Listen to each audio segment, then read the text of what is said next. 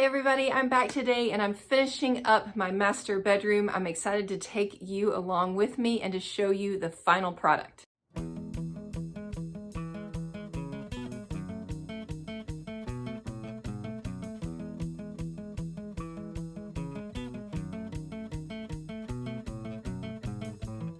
So welcome back to my series of videos where I've been working on my master bedroom. There are two other videos in this series. They are linked in the video description, and I'll also put them up here for you to see. Just a reminder of where we started. We had dark, dated furniture that felt very, very heavy. And the first video walks through the replacement of our bed and also how we added these incredible, gorgeous drapery panels to really add that extra accent to the room. And then in the second video, I share with you the makeover of my dresser and the mirror, how I kept those items, but changed them up completely and made them fit with kind of the new light and airy color scheme that we've got going on here. So I also shared with you guys a little bit more about my bedding, as well as my philosophy that I use whenever I'm decorating a space, which is that I like to mix splurges and steals together. And we've definitely done that here in this room. I've got furniture that I've kept and painted and repurposed. I have this great pine dresser over here that was $15 at the thrift store, but then I splurged on a new bed that I love, splurged on some draperies. And now we're gonna round out this space, continuing with that same idea. I've been out shopping and hunting. I've found some things that I love, and we're just going to add some color back in here and really take the character of this room up a notch. So right now the room is very, very neutral. I wanted to add some more color back in here. And when I saw this piece of art a few weeks ago at the antique mall where my booth is, I fell in love with it immediately. And I knew that it was my inspiration for what I was gonna do with the entire rest of the room. All right, are you ready to see the piece of art that I found? Here it is. Take a look at that gorgeous beach sunset scene. I did not plan on using any sort of orange in this room, but I do think a pale corally orange and a pale blue that we have in here actually go very well together. And I have been looking for a statement piece of art to hang above the bed. And when I saw this piece and I saw the beautiful frame that has kind of those warm pine tones that I like, and I saw the subject matter, I knew that it was the piece that I wanted to hang above the bed. So the price on it was $80, which is a steal for a beautiful piece of art. And you guys, I love the beach. I would be at the beach all the time if I could. So I'm gonna hang it up over the bed, and it's going to serve as the design inspiration for the entire rest of the space.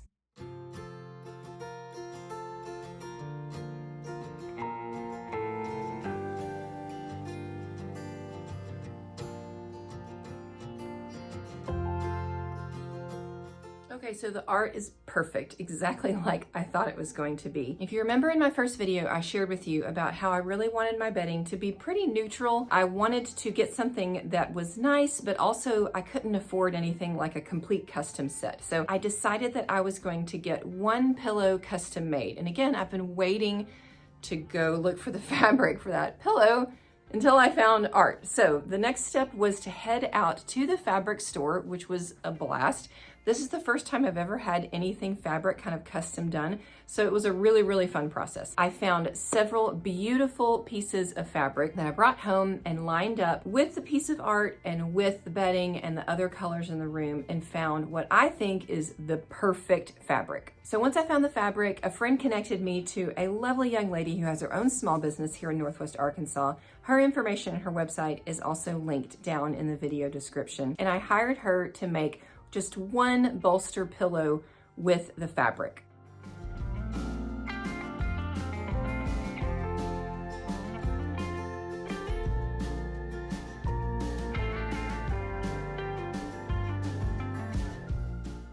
One of the last missing pieces for the space was a sitting chair for the corner. I've always wanted a chair in the room so I could sit and read a book in the quiet of my bedroom. And I found this one at a local furniture store. It's a swivel chair, it was inexpensive, and it fits perfectly in the space. How excited are you to have a chair in our bedroom? Oh my gosh, I'm so tired of putting my shoes on the stairs. It's gotten old. Yep. So a yellow chair wasn't 100% what I had in mind for the space, but It was a choice between this and kind of a khaki color.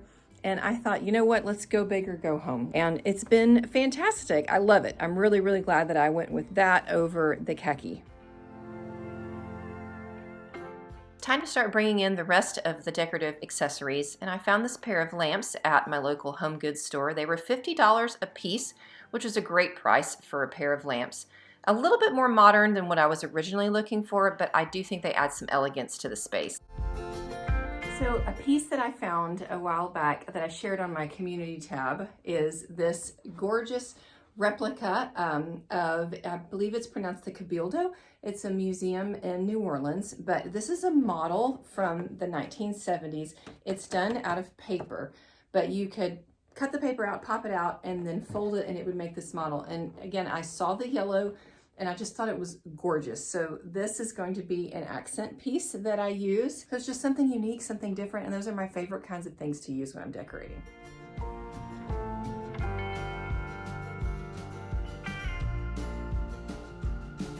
I don't like to overload my dresser tops with too much decor. Here we're just adding just a couple little thrifted finds, a family photo, a candle that I made out of this great little blue onion vintage cup that I found. Just enough to kind of add a little bit of accent and again to carry those colors over here into that part of the room.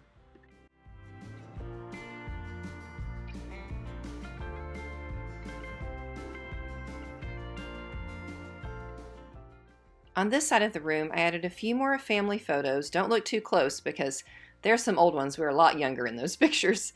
But then also decided that I wanted to make an arrangement out of this pretty Japanese lusterware bowl that I had. It has that pretty soft orange color that I'm trying to bring into the room. So I grabbed a piece of floral foam from Hobby Lobby. It fit right down inside the lusterware with a little bit of a shove. And then I grabbed a bush of some faux magnolias and just pulled off the individual flowers. This is really easy to do, you guys, even if you don't have wire cutters. Usually with a pair of scissors, they pop right off. And of course, here's my curious little helper who just had to be in the midst of everything that I was doing up here. But once I separated out the individual magnolia flowers, I just stuck them down into that floral foam, working my way around. It was really, really easy. It took me one bush and a half of another bush to fill up this pretty lusterware piece, and it made for a really nice little arrangement that is going to go over on this old pine dresser.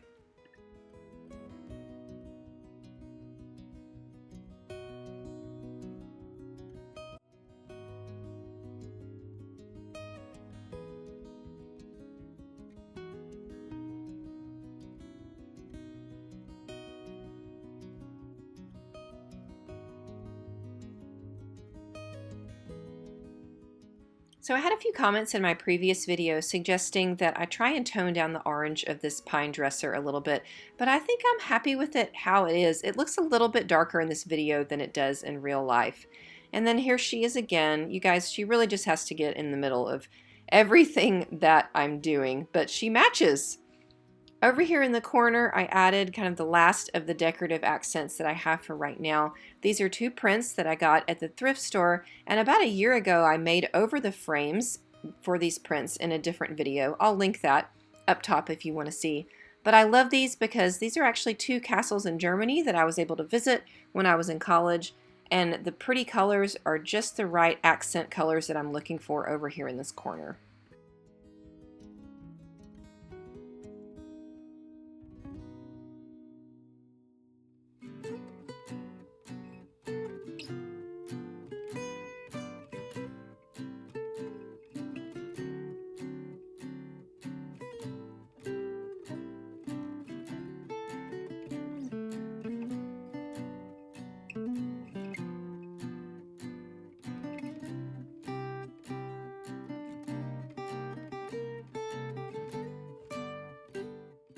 So there we have it. Here is my finished space, and I'm so happy with it. I hope that you enjoyed coming along with me. I know that this may not be everybody's style, and that's okay. What matters though is that I hope it inspired you to create a room that is your style, a room that you love. If you remember when I started this journey, I shared with you guys that I have never put any ounce of money or time or energy into creating a master bedroom, a space for myself that I really, really enjoyed. So now that I've done this, I love this room, and it is a retreat for me, for my husband. It's functional, it makes me smile, it makes me happy to be in my room, to sit in here and read a book, drink a cup of coffee, to enjoy the beautiful sunlight coming through in the mornings. And that's what I want for you guys. I want you to create a space that makes you feel happy, that makes you smile, that you love to be in. So you don't have to spend a fortune to get a room that you love.